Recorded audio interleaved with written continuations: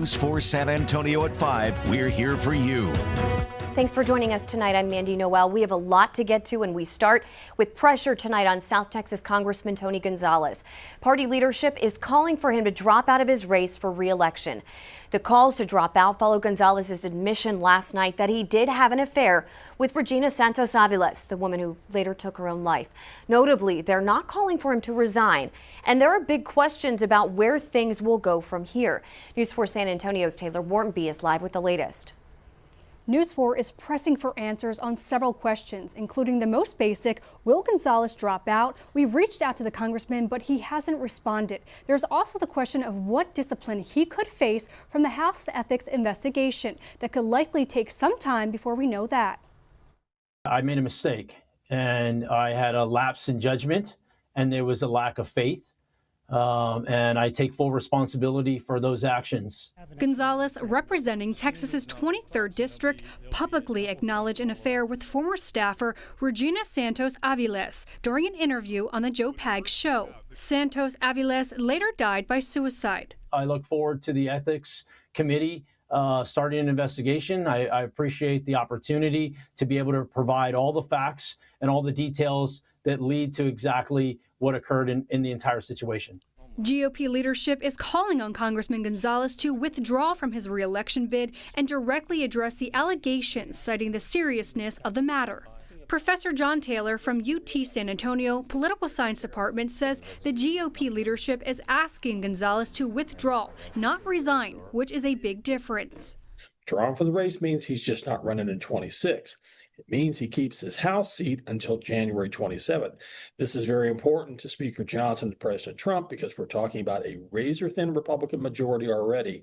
But what happens with the Ethics Committee completing their investigation? We definitely suspect that there was at least some form of at least possibly some forms of criminal activity related to the payoffs or the alleged payoffs and the major increases in salary for the staffer. So, yeah, it still needs to go on.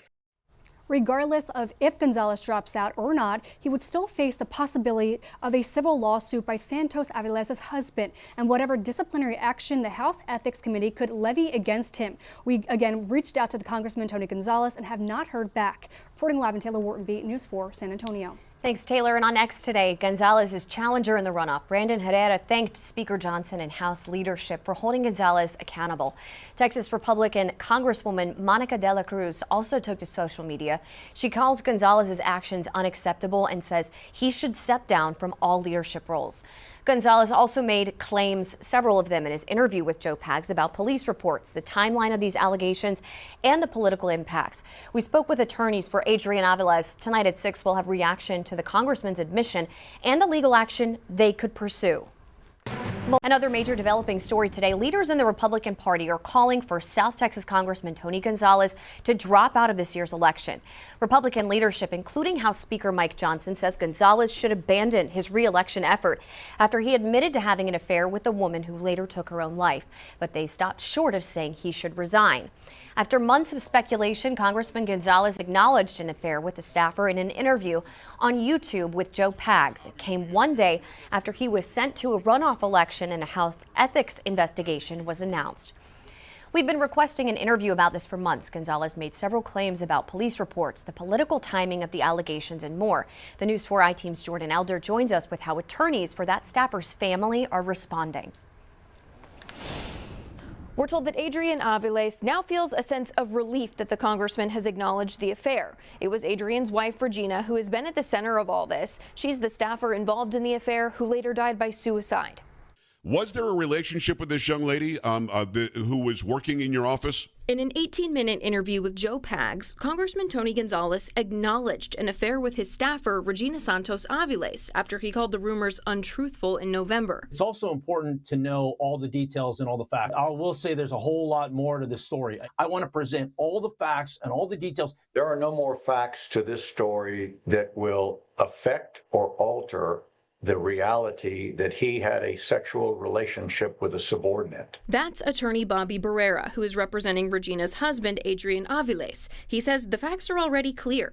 Aviles released messages between Gonzales and his wife, showing the congressman asking for photos and asking sexual questions. But when he was asked directly about the texts, were those real?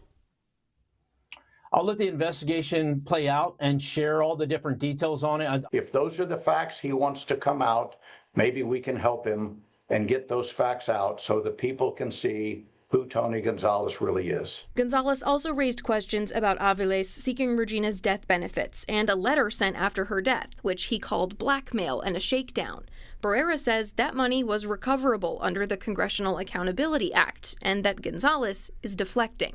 This is what Tony keeps pointing to attempt to take away the focus on him and to put the focus somewhere else. And then there was this statement. Facts are, I hadn't spoken with Ms. Santos since June of 2024. Gonzales has consistently praised Santos Aviles' work, but he says the two hadn't spoken in more than a year before her death. Barrera says that's an admission and why his client was looking into a sexual harassment lawsuit. Well, that's the retaliation that she was receiving. That's the beginning of the end of her career as a result of Tony's sexual relationship with her. Gonzales also pointed to the Uvalde police report about Regina's death, saying no one is talking about it. Gonzales is not mentioned in this report, and it says police found surveillance video showing Regina setting herself on fire.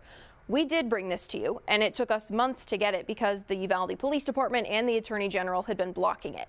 This is our article. We got the report 10 days ago, which means that you got this information 10 days ago. This is over on our website if you would like to see it. For the News 4i team, I'm Jordan Elder.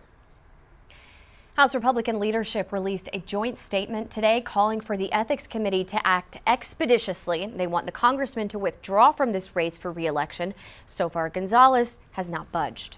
I look forward to the Ethics Committee starting an investigation. I appreciate the opportunity to be able to provide all the facts and all the details that lead to exactly what occurred in the entire situation. If we're talking about not running for re-election, now he's got to figure out now what kind of job he's going to have after he leaves Congress. But more importantly, he's now still facing allegations.